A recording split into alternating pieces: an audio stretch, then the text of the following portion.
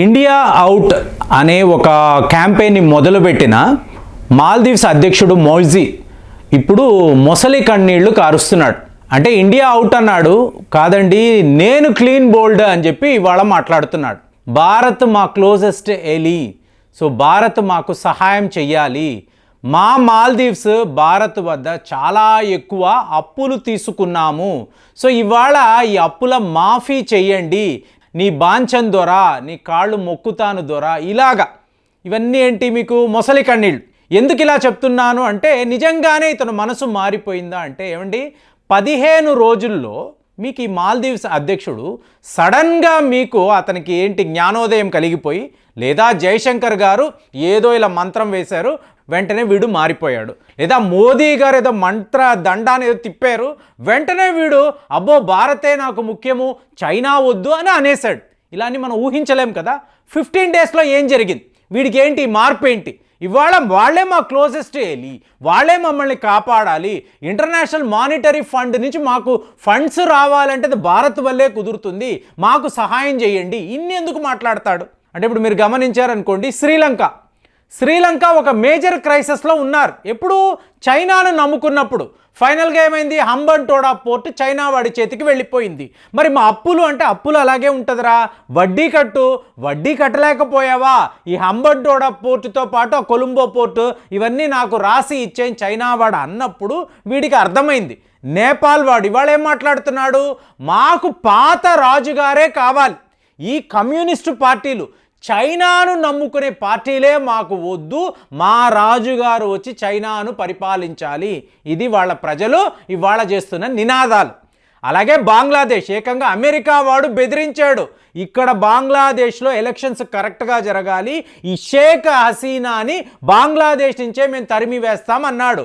భారత్ కలగజేసుకోవడము, షేక్ హసీనాని కాపాడడము, బంగ్లాదేశ్లో ఎలక్షన్స్ జరిగేలాగా మళ్ళీ షేక్ హసీనానే ఆ దేశం యొక్క ప్రధానమంత్రి అవ్వడానికి మనమే కారణం.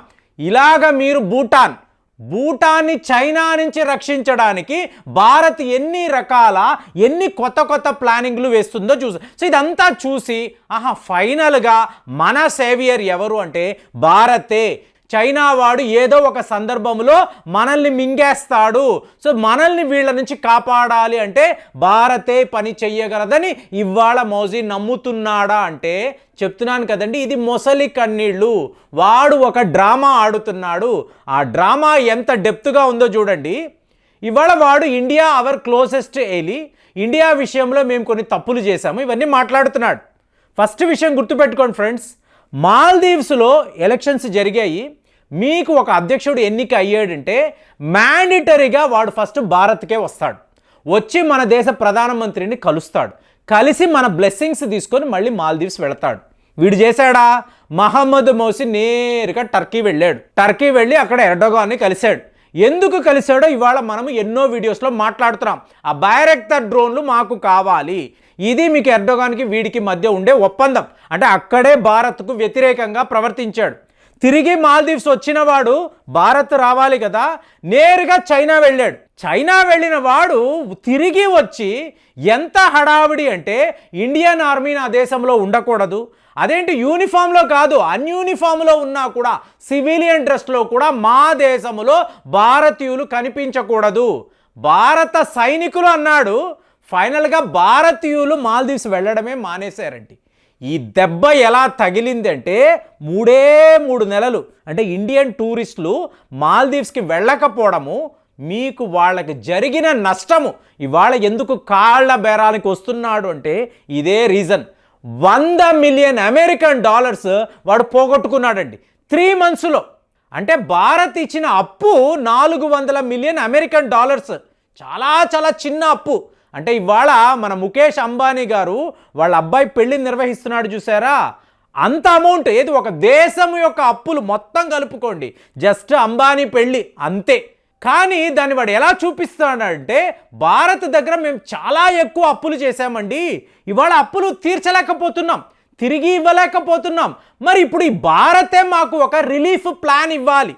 రేపు 2026లో మాల్దీవ్స్ 100% డిఫాల్ట్ అయిపోతుందండి. అంటే ఈ అప్పులు తీసుకున్నారు, కట్టలేరు, వడ్డీలు కూడా కట్టలేరు, దివాలా తీసేస్తారు. ఈ బ్యాంక్రప్ట్ అయిన దేశము మీకు ఎలాంటి ఒక పరిస్థితిలో ఉంటుంది అంటే, మీకు రేపు వరల్డ్ బ్యాంక్ అనండి, ఇంటర్నేషనల్ మానిటరీ ఫండ్ అనండి, ఎవరో అప్పులు ఇవ్వరు, పూర్తిగా వాళ్ళు మునిగిపోతారంటే ఎకనామిక్ క్రైసిస్ ఎలా ఉంటుందంటే, ఒక టీ తాగాలి అంటే 250 రూపాయలు, 300 రూపాయలు, పెట్రోల్ అంటే 500, 600 రూపాయలు, ఇలాంటి ఒక పరిస్థితి ఏర్పడిపోతుంది. మీకు ఒక సివిల్ వార్ వస్తుంది, ప్రజలు తిరగబడతారు. అంటే శ్రీలంకలో ఏదైతే మనము చూసామో, ఎలాంటి సీన్స్ చూసామో, ప్రెసిడెంట్ ప్యాలెస్లో కామన్ మ్యాన్ వెళ్ళి పౌరులు ఎవరే నీకు ఇంత విలాసవంతమైన జీవితం అవసరమా, మేము తిండికి లేకుండా నానా యాతనలు పడుతూ ఉంటే నువ్వు ఇంత లగ్జూరియస్గా జీవిస్తావా అని ప్రజలు తిరగబడ్డారు, ప్రెసిడెంట్ని తరిమివేశారు. అదే పరిస్థితే మీకు మాల్దీవ్స్లో కూడా రాబోతుంది. సో దీనిని గమనించి ట్రిక్ ఎలా చేస్తున్నాడు, మిడ్ ఏప్రిల్లో మీకు పార్లమెంటరీ ఎలక్షన్స్. సో ఇప్పుడు ఇతని మీద ఇంపీచ్మెంట్ అనే యాక్ట్ అంటే లెజిస్లేటివ్ అసెంబ్లీలో ఇతని పరిపాలన కరెక్ట్గా లేదు, మిస్కాండక్ట్. ఎందుకు? భారత్ను వ్యతిరేకించాడు, భారతీయులు ఎవరు మా దేశానికి రాకూడదన్నాడు. ఈ రకంగా మాల్దీవ్స్కి రావాల్సిన రెవెన్యూని ఇతను ఆపేడు, ఇలాగ దేశానికి ద్రోహం చేశాడని చెప్పి లెజిస్లేటివ్ బాడీ ఇతని మీద యాక్షన్ తీసుకోబోతున్నారు. సో ఇందులో నుంచి కాపాడాలనుకోండి, ఎవరు కాపాడగలరు? ఒక్క భారతదేశమే ఈ పని చెయ్యగలదు. దాంతో ఏమంటున్నాడు, అప్పులు తీసుకున్నారండి, తీసుకున్న వాళ్ళు ఎవరు? ప్రో ఇండియన్ గవర్నమెంట్, నేను కాదు, వాళ్ళు తీసుకున్నారు. కాబట్టి ఇవాళ ఈ అప్పుల మాఫీ భారతే చెయ్యాలి. ఒకవేళ మనము చెయ్యలేదు అనుకోండి, అప్పుడేమంటాడు, ఈ ప్రో ఇండియా గవర్నమెంట్ ఎవరైతే ఇంతకు ముందు పాలకులు ఎవరైతే ఉన్నారో వాళ్ళు భారత్ దగ్గర అప్పులు తీసుకొని దేశాన్ని ఇలా ముంచేశారండి, ఇవాళ భారత్ను మాఫీ చేయరా బాబు అంటే వాళ్ళేమో చెయ్యను అంటున్నారు. ఈ పాపం అంతా ఇండియాది, ప్రో ఇండియా గవర్నమెంట్ది, నేను అమాయకుడిని, నేను దేశానికి మంచి చెయ్యాలని ఇప్పుడు అధ్యక్షుడిగా ఉన్నాను అంటాడు. అంటే 1.8 బిలియన్ అమెరికన్ డాలర్స్ చైనా అప్పు ఎవరు చేశారు అంటే అది మాట్లాడు, కామ్గా ఉంటాడు. ప్రతిదీ భారత్ వల్లే, ఈ ప్రో ఇండియా గవర్నమెంట్ వల్లే అంటాడు. సో ఇంత అంటాడు కూడా, ప్రజలు ఏమంటారు, అవునురా భారత్ దగ్గర అప్పు తీసుకున్నాము, వాళ్ళు ఎన్నో మేజర్ ప్రాజెక్ట్స్ అంటే ఎన్నో హాస్పిటల్స్ కట్టించారు, మన సెక్యూరిటీ విభాగాన్ని వాళ్ళు చూసుకున్నారు, స్కూళ్ళు ఉన్నాయి, మీకు అలా కాలేజీలు ఉన్నాయి, పెద్ద పెద్ద ప్రొఫెసర్లు వస్తున్నారు, డాక్టర్లు వస్తున్నారు, వీళ్ళందరూ భారత్ నుంచే కదా వస్తున్నారు. మరి అలాంటిది భారత్కి సపోర్ట్ చేయకుండా నువ్వు చైనాకి ఎందుకు సపోర్ట్ చేసావు, ఎందుకు భారత్కు వ్యతిరేకంగా బిగినింగ్ నుంచే మాట్లాడావు, ఇది తప్పు కదా అని చెప్పి ఈ మౌజీని వాళ్ళు ప్రశ్నించవచ్చు కదా. నువ్వు అధ్యక్షుడిగా పనికి రావు అని చెప్పి ఈ మిడ్ ఏప్రిల్లో అతనికి వ్యతిరేకంగా వీళ్ళు యాక్షన్ తీసుకోవచ్చు కదా. అప్పుడు మళ్ళీ ప్రో ఇండియా గవర్నమెంటే కదా వస్తుంది. కాబట్టి ఈ మౌజీ యొక్క తప్పుడు ఆలోచన, మిస్కాల్కులేషన్, వాడు ఆర్థికంగా పతనమైపోవడానికి వాడు భారత్ని ఎదిరించాడు. దీనివల్ల భారత్ టూరిస్టులు మాల్దీవ్స్ వెళ్ళడం మానేశారు. ఇలాగ వాడు 100 మిలియన్ అమెరికన్ డాలర్స్ని పోగొట్టుకున్నాడు. ఇదంతా ఏంటి? దేశానికి వ్యతిరేకంగా వీడు చేసిన పనులు. మరి అలాంటి అధ్యక్షుడు మాల్దీవ్స్ని ఎలా పరిపాలించగలడు? సో వీడు అధికారంలో ఉంటే ఇంకా కూడా మాల్దీవ్స్ నష్టపోతుందనే కదా ఆ దేశ ప్రజలు ఆలోచిస్తారు. ఇంత చిన్న లాజిక్ కూడా వీడికి తెలియలేదు. ఇదే రుణమాఫీ వీడు వెళ్ళి చైనాని అడగొచ్చు కదా, చైనా వాడు ఒప్పుకుంటాడా? నో, ఒప్పుకోడు. ఇది వీడికి తెలుసు. కాబట్టి ఇవాళ భారత్ చాలా గొప్ప దేశము, మాకు చాలా గొప్ప ఏలి, దయచేసి అప్పులను మాఫీ చెయ్యండి అని చెప్పి వీడు ఇలాగ ఒక డ్రామా ఆడుతున్నాడంటే వీడిని ఎవడైనా నమ్ముతాడా?